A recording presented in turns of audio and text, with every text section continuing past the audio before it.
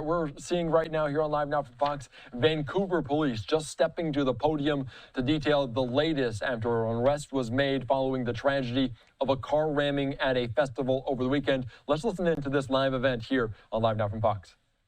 Investigators from our organized crime section, our general investigation section, our special investigations section, our forensic video unit, and others. We have identified more than 200 witnesses, and we are in the process of contacting all of those witnesses. Due to the sheer number of them, it is taking time. We are working hard to contact and to speak to all witnesses, but it will take time. We're conducting a video canvass, and that video canvass spans a radius of 25 blocks. It's a very large area.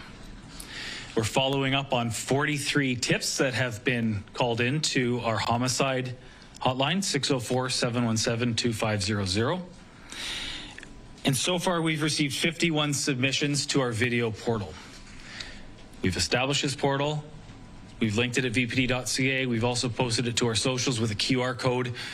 Anybody who is in the area who has video or still photos from the crime scene, from the incident, we'd like them to contact us and to submit that. That's a critical part of our investigation. Our Friends and Family Assistance Center that we established at Douglas Park Community Center remains open until 8 p.m. tonight. It will close at 8 p.m. and it will not reopen tomorrow. We've established a community support center, which is a small, modest trailer at 41st and Fraser.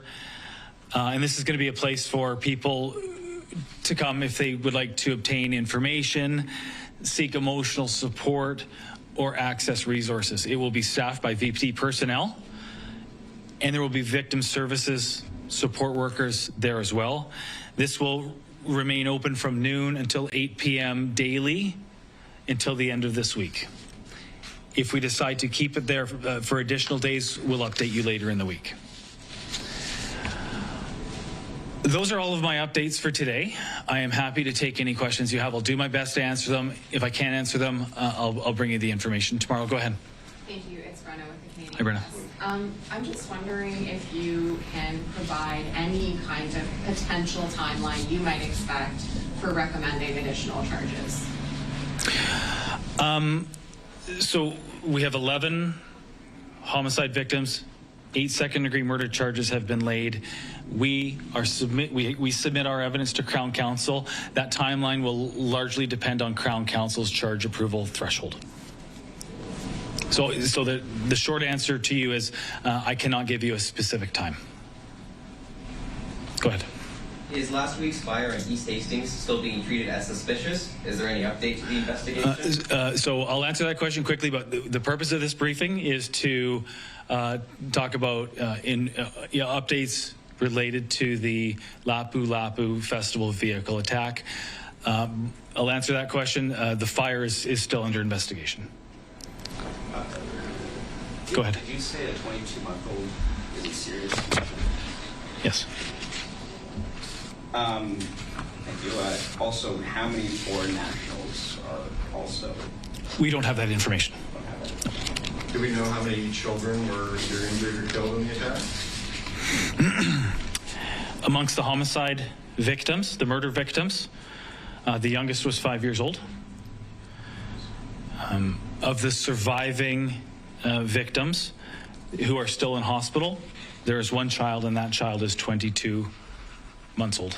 So at least one child killed and at least one child injured? Yes, there are other victims who are not currently in serious or critical condition, who are not amongst the 11 murder victims. There are a number of people who are injured here. I don't have additional specific information, demographic information about their ages or genders at this time. Kim. Can you give us a time frame, like a start date or a rough start date and an end date to Vancouver Police interactions with this person in the months or years prior to this? I don't have that information, and I'm not prepared to say more than what we've already said, and that is, and I know you've heard it, but I'll repeat it for those who haven't. The accused in this case has had previous interactions with police and medical professionals related to mental health. Go ahead. follow-up, please. Were your officers aware of the interaction with the neighboring jurisdiction before Saturday's event or only afterwards? The interaction in the neighboring jurisdiction that occurred the day before, April 25th, was something that was not criminal in nature and did not rise to the level of requiring mental health intervention. Generally speaking, I can tell you that whether it's in Vancouver or a neighboring jurisdiction, when a police officer attends a call for service, a report is written about that call for service. It goes into a database, the PRIME database, that all police officers would have access to. So there is documentation of that. However, I'm not aware of any specific information that was directly passed on to the Vancouver Police Department or any other police department related to that interaction. And I can tell you what I do know about that interaction. In my experience, it's not something that would warrant proactive outreach. So afterwards, when you checked PROM, you would have seen it? Yes. Okay. Keeping on what Kim's saying, it's like from Ben Milger, Steve, globally here, so when Vancouver Police, an officer, makes contact with someone who is on leave from a mental health facility, if you will, is it protocol that they then contact the team that usually looks after them or checks in with the mental health facility? It's entirely circumstantial. Without having more specific information, I'd hate to speak in such generalities. It would be irresponsible to do so. And this is a bit of repetition here from what Kim was asking you earlier, but this is again from Ben. Did VPD have any recent communications between Coastal Health and? I don't know. One for me, if I can. Yes. I think we know this, but just in a little more details. The road is still closed. Yes. It is for some time. What are the little details? What is happening in there? What are the police doing at this time? Sure. So the specific crime scene includes East 40. Correct me if I'm wrong on this, Jason, but the specific crime scene includes East 43rd Avenue from St. George to Fraser Street, and from Fraser Street to 45th. Approximately 45th. 41st to 45th. That's the area, the immediate crime scene that was secured in the immediate aftermath of the vehicle attack on Saturday night. Our officers have been working throughout that crime scene since that time to process that crime scene and collect evidence. It's a significant, the size of the crime scene is significant in size. There is a lot of evidence to collect. We've taken the time that we need to collect that evidence. Our work is done. However, the city of Vancouver has taken the responsibility of taking steps to reopen that street, those streets, for the public's use.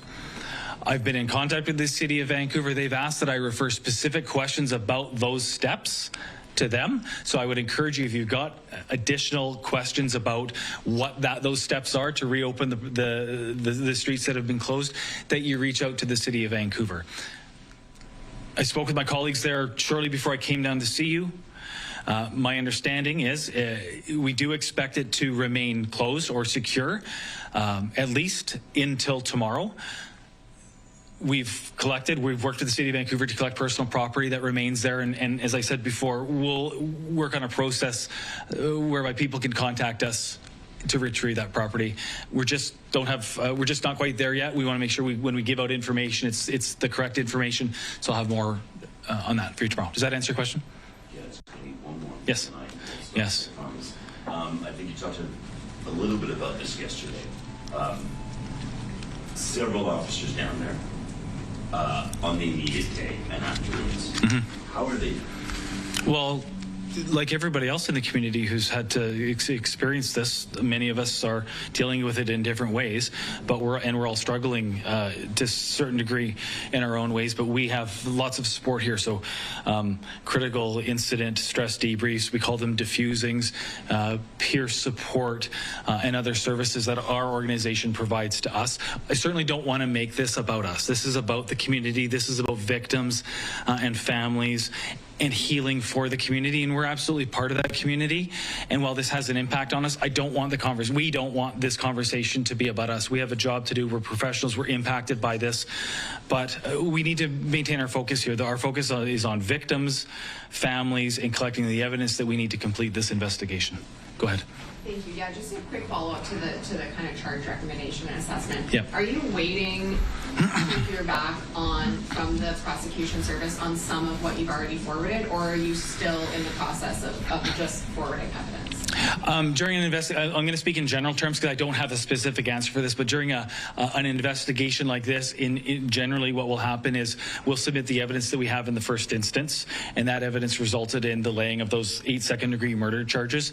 And through the course of the investigation at various times, we will submit additional evidence, which will presumably result in additional charges. And that may take place multiple times over the course of this investigation, because we're not just talking about 11 murder victims here. We're talking about other people who are victims who have been seriously injured.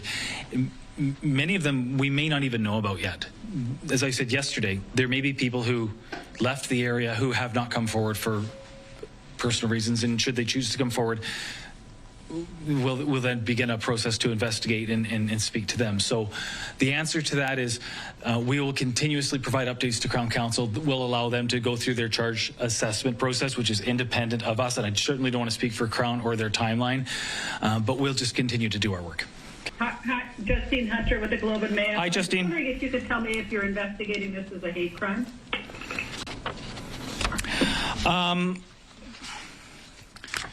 This appears, all indications are this was a completely indiscriminate act of violence. We are not investigating this at this point as a hate crime.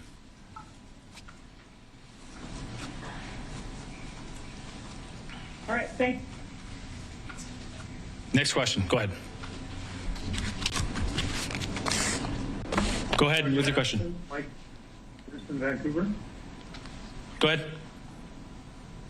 This morning, the Premier announced that he wants to establish an independent commission to set up guidelines for these across the province to ensure that if they want to hold public events this summer, that they will be safe and run smoothly. And I'm wondering if the Premier's office has contacted the VPD and whether the VPD will be involved in any way in that commission.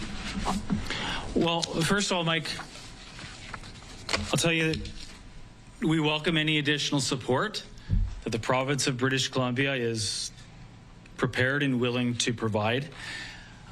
Mayor Sim has already announced that the City of Vancouver will be undergoing an internal review.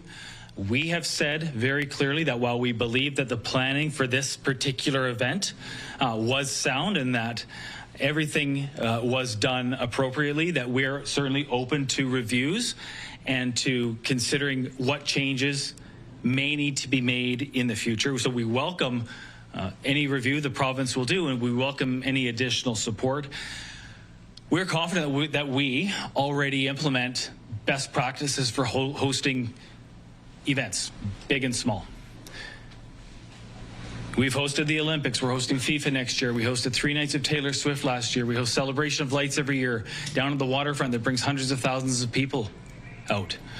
We have more than 1,000 protests a year in this city, more than 3,200 different events, ranging from small community block parties to 3 consecutive nights of Taylor Swift that bring tens of thousands of people to our city. We know how to host safe events safely and properly.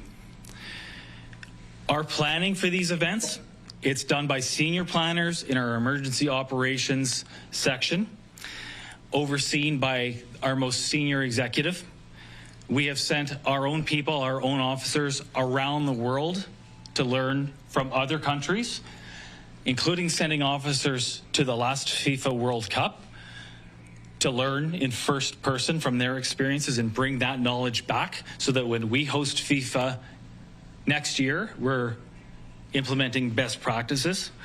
We have recruited experienced officers from other countries, from the UK, who have brought with them vast experience in dealing with public order or crowd control situations.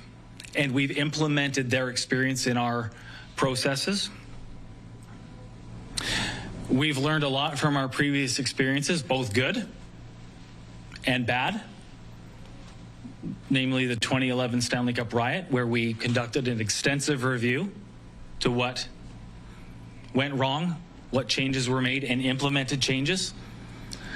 We have a trained and experienced dedicated team called a public safety unit, which is experienced in crowd control tactics. They're actually training right now over at our kiosk lot where we keep our vehicles across the street. We have our PSU bicycles that are training right now.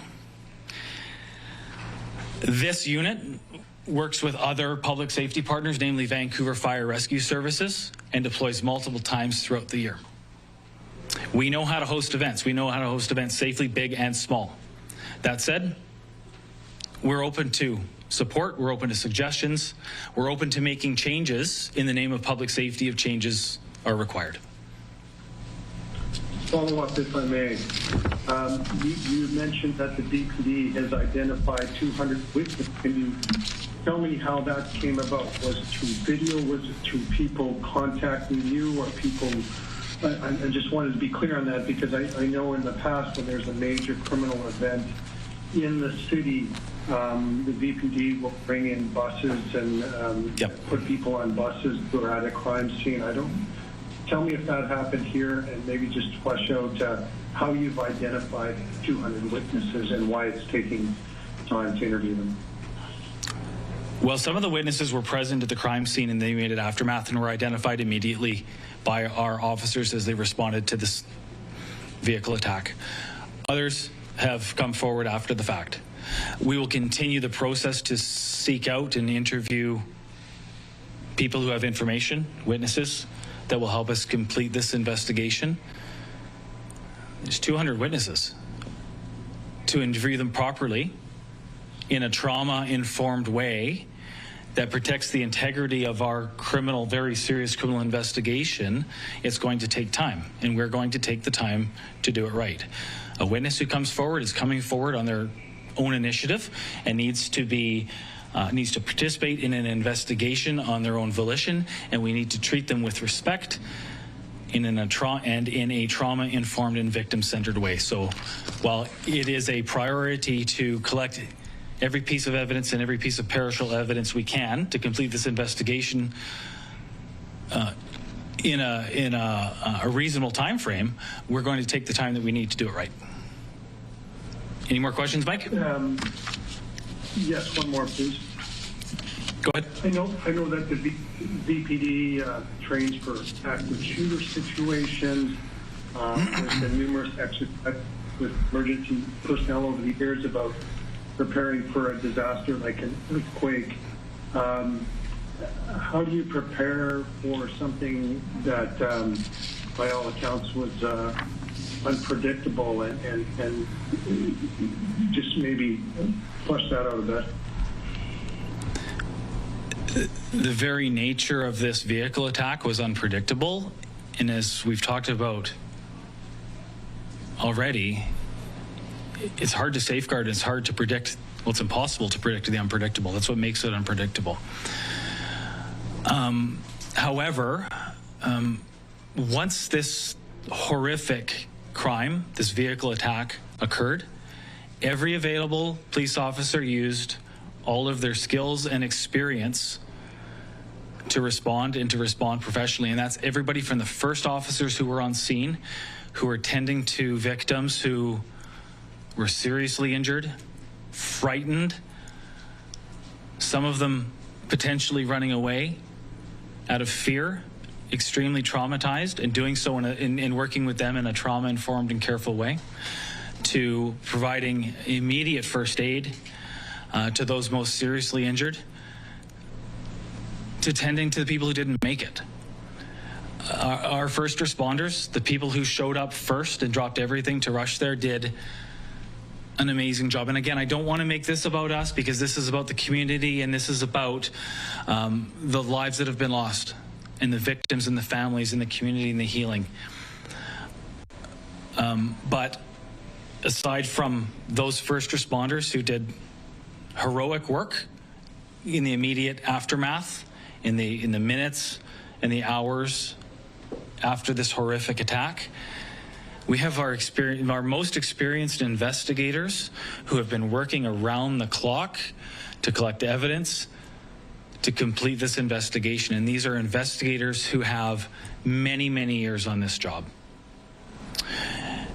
who've worked in homicide, who've worked in major crime, who've worked in arson, who've worked in sex crimes, who are forensic video or forensic interviewers, polygraph examiners, forensic video experts, forensic identification experts, and others. In the course of your career as a police officer, through experience and training, we learn how to deal with these incidents. This incident is unlike anything that we've ever dealt with here in Vancouver, but we're really proud of the work that we've done, and really proud of the work that we will continue to do. Thank you. You're welcome, Mike. Who else is in the queue? Go ahead with your question. Sorry, I'm going to have to get you to speak up. I can't hear you. Lauren Collins, Black Press Media. Hi, Lori.